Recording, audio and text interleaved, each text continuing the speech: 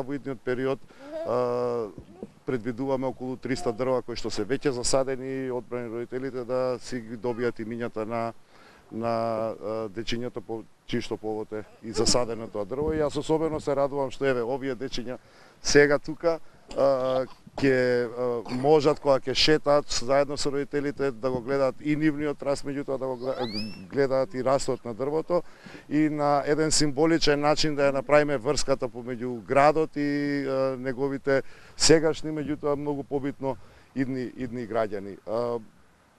Плочките се поставени на јазици на кои што одбираат родителите. Може да е на македонски, на албански, на турски, на ромски.